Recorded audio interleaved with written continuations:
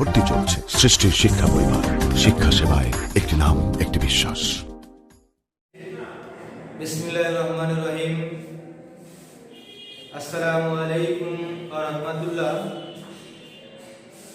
সুপ্রিয় শিক্ষার্থীরা, আশা করি তোমরা আল্লাহর রহমতে ভালো আছো। তো আজকে সপ্তম শ্রেণীর গণিত বিষয়ের জ্যামিতিক সংক্রান্ত বিষয় নিয়ে আলোচনা করব। তার আগে আমি পরিচয় দিই। আমি হচ্ছে মোহাম্মদ এরশাদ আলী, শ্রেণী উপপরিচালক, সপ্তম শ্রেণী। আমি তোমাদের গণিত বিষয় পড়াবো। তো গণিত বিষয়ের আমি শুরুতে প্রথম ক্লাস আমি জ্যামিতি দিয়ে শুরু করব। তো জ্যামিতিক বিষয় জানতে গেলে উপপাদ্যর তোমাদের অষ্টম অধ্যায়ের যে টপিকসগুলো আছে, তো সে বিষয় জানতে গেলে এখানে আমাদের দেখো আমি লিখছি যে অষ্টম অধ্যায়ে সমান্তরাল সরল রেখা ও ছেদক দ্বারা, সমান্তরাল সরল রেখা ও ছেদক দ্বারা উৎপন্ন কোণের কিছু বৈশিষ্ট্য জানতে হবে। যেমন দুটি সমান্তরাল সরল রেখা যদি একটি সরল রেখা দ্বারা যদি ছেদ করে, তাহলে ছেদবিন্দুতে দুইটি ছেদবিন্দুতে 8টি কোণ উৎপন্ন হয়। এখানে একান্তর কোণ এবং অনুরূপ কোণ আছে। সেই অনুরূপ কোণ এবং একান্তর কোণের বৈশিষ্ট্যগুলো নিয়ে আজকে আলোচনা করব। কারণ এর পরবর্তীতে যখন তোমরা জ্যামিতি করবা এবং একান্তর কোণ অনুরূপ কোণের বিষয়গুলো নিয়ে বরাবর এগুলো থাকবে, এই জন্য শুরু থেকেই এই বিষয়গুলো স্পষ্ট ধারণা থাকা দরকার। এখন ছেদক কাকে বলে? ছেদক হচ্ছে কোন সরল রেখা দুই বা ততোধিক সরল রেখাকে বিভিন্ন বিন্দুতে ছেদ করলে তাকে ছেদক বলে। যেমন এই একটা সরল রেখা, দেখো তিনটা সরল রেখা দিলাম। একটা সরল রেখা দ্বারা যদি ছেদ করা হয়, এখানে একটা সরল রেখা দুই বা ততোধিক সরল রেখাকে যদি বিভিন্ন বিন্দুতে ছেদ করে, তাহলে এটি কি বলা হয়? ছেদক বলা হয়। যেমন তিনটি সরল রেখাকে একটি সরল রেখা দ্বারা দেখছো তিনটা বিন্দুতে কিন্তু ছেদ করছে। একটা বিন্দু, তিনটা বিন্দুতে ছেদ করছে। তোমরা জানো যে এক একটা ছেদ বিন্দুতে কিন্তু 4টা করে কোণ নিয়ে যায়। 1 2 3 4, এক একটা ছেদ বিন্দুতে 4টি করে কোণ উৎপন্ন হয়। এখানে কিন্তু বিপরীত কোণ আছে। এখান থেকে আমরা অনুরূপ কোণ এবং একান্তর কোণের বৈশিষ্ট্যগুলো আজকে আমরা শিখব।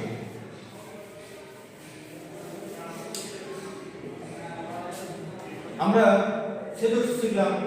ছেদক হচ্ছে কোন সরল রেখা দুই বা ততোধিক সরল রেখাকে বিভিন্ন বিন্দুতে ছেদ করলে তাকে বলা হয় ছেদক। যে সরল রেখা দুই বা ততোধিক সরল রেখাকে বিভিন্ন বিন্দুতে ছেদ করে তাকে ছেদক বলে।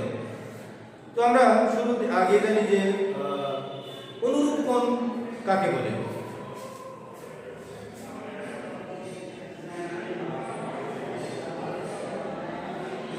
অনুরূপ কোণ, আমরা কিছু অনুরূপ কোণের বৈশিষ্ট্য জানবো ইনশাআল্লাহ।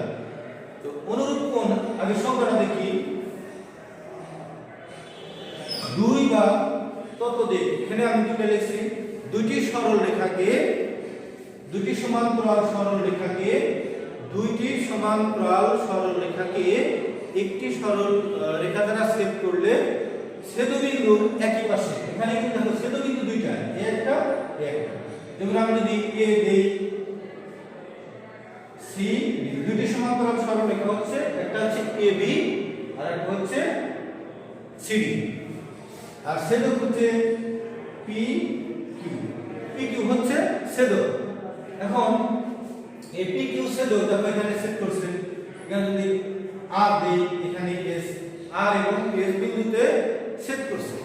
এখন অনুরূপ কোণের বৈশিষ্ট্য হচ্ছে যে কৌণিক বিন্দু আলাদা হতে হবে, মানে এই দুইটা কোণে দুইটা বিন্দুতে কোণ উৎপন্ন থাকবে আর ছেদকের একই পাশে হবে।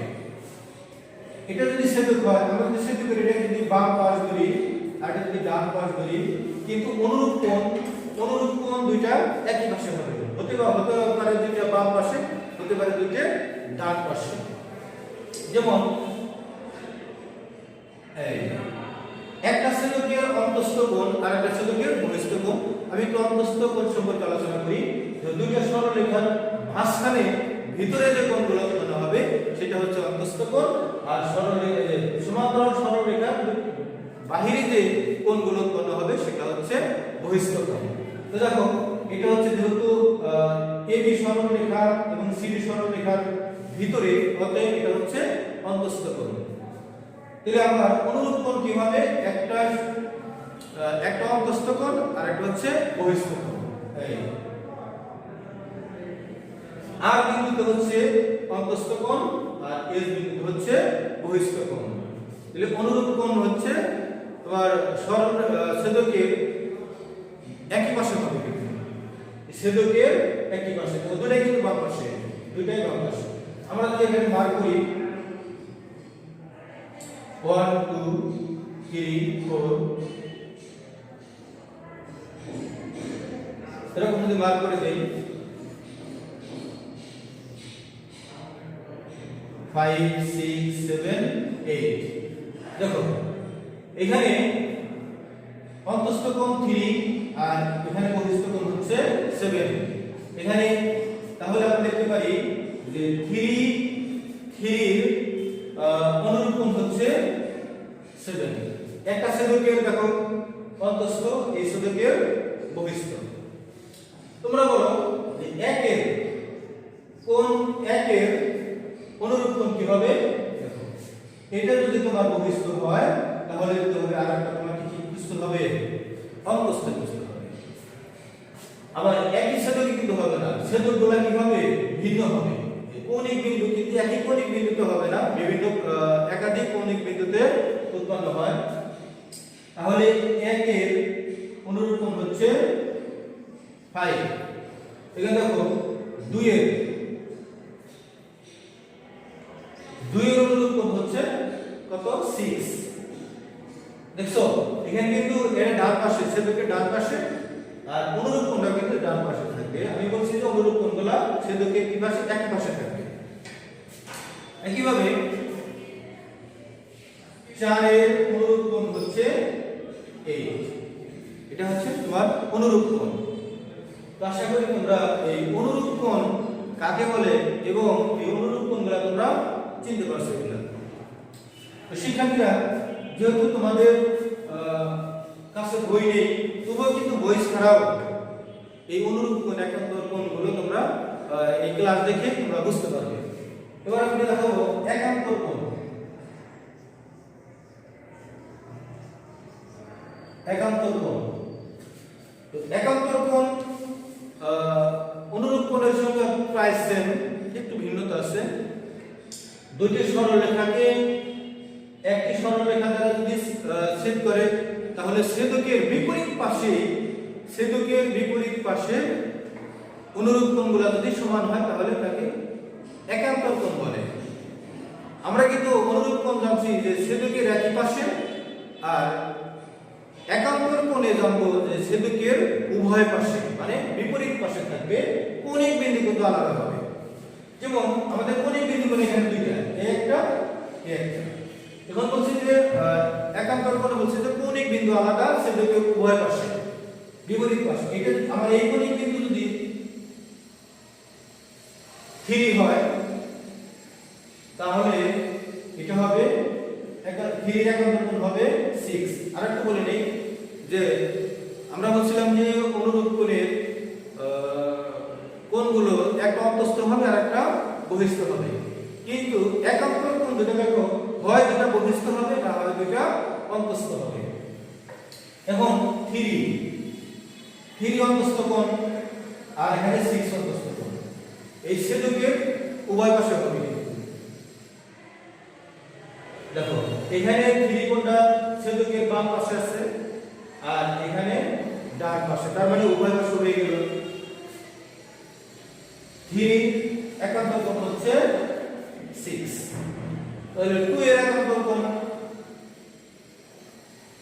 এখানে 2 এর একান্তর কোণ 2 এর একান্তর কোণ ডান পাশে আছে, এর একান্তর কোণ নিশ্চিত বাম পাশে। এখন দেখো দুই যদি বহিস্থ কোণ হয় তাহলে এই 7 এর একান্তর কোণটা কি হবে? বহিস্থ হবে। তাহলে কি লেখা যেতে পারি? 7। 2 এর একান্তর কোণ হচ্ছে 7। একান্তর কোণ দুটো হয় বহিস্থ হবে, না হলে অন্তস্থ হবে। দেখো 1 এর একান্তর কোণ কত হবে? 1 দেখছো বহিস্থ কোণ, তাহলে তুমি একান্তর কোণ আর একটা বহিস্থ কোণ বুঝো, কৌণিক বিন্দু আলাদা হতে হবে, এই কৌণিক বিন্দুতে চলবে না। তাহলে আমি 1 এর একান্তর কোণ খুঁজবো এই কৌণিক বিন্দুতে, যেহেতু এটা বহিস্থ, তাহলে আমাকে এখানে বহিস্থ কোণ দুটো আছে, 7 এবং 8। দেখো যদি আমি 1 এর সাথে 7 নেই, সেটাকে একই পাশে হয়ে গেল, আমাদের থাকতে হবে সেটাকে বিপরীত পাশে, তাহলে কি হয়? 8 হয়।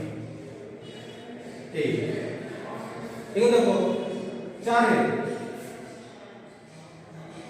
এর একান্তর কোণ, 4 কিন্তু এখানে অন্তস্থ কোণ, অন্য কৌণিক বিন্দুতে কিন্তু অন্তস্থ কোণ বুঝতে হবে বিপরীত পাশে। 4 কিন্তু দেখো কৌণিক বিন্দুতে এখানে সেটাকে ডান পাশে আছে, তারপর ডাবো কি বাম পাশে। এটা হচ্ছে একান্তর কোণের বৈশিষ্ট্য। তো শিক্ষার্থীরা আশা করি যে তোমরা আজকের ক্লাস থেকে তোমরা সমান্তরাল সরলরেখা ও ছেদক দ্বারা উৎপন্ন কোণের কিছু বৈশিষ্ট্য তোমরা বুঝতে পারছো। এখানে তোমরা অন্তস্থ কোণ বুঝতে পারছো যে এখানে অন্তস্থ কোণ হচ্ছে দেখো 3 4 5 6, আর বহিস্থ কোণ হচ্ছে 1 2 7 8। এগুলো হচ্ছে বহিস্থ কোণ। তো সুপ্রিয় শিক্ষার্থীরা, নতুন বছরের শুরু থেকেই তোমরা পড়াশোনা করবে, কারণ যে কোনো সময় যদি স্কুল খুলে যায় তাহলে তোমাদের পড়ার চাপটা একটু বাড়বে। তাই তোমরা বসে না থেকে শুরু থেকে পড়াশোনা চালিয়ে যাও। যখন স্কুল খুলে দিবে তখন কিন্তু তোমাদের পড়াশোনার চাপ অনেকটা কমে যাবে যদি তুমি শুরু থেকে স্টাডি করো। তো আশা করি তোমরা ক্লাসগুলো বারবার দেখবে, কারণ এই অনুরূপ কোণ একান্তর কোণের বৈশিষ্ট্যগুলো তোমরা পুরো 7 কেন 7 8 9 10 এই তথ্যগুলো তোমাদের কাজে লাগবে। তো বারবার ক্লাসগুলো দেখার আমন্ত্রণ জানিয়ে আজকে শেষ করছি। পরবর্তী ক্লাসে তোমাদের সাথে দেখা হবে। সে পর্যন্ত তোমরা ভালো থেকো। আসসালামু আলাইকুম ওয়া রাহমাতুল্লাহ।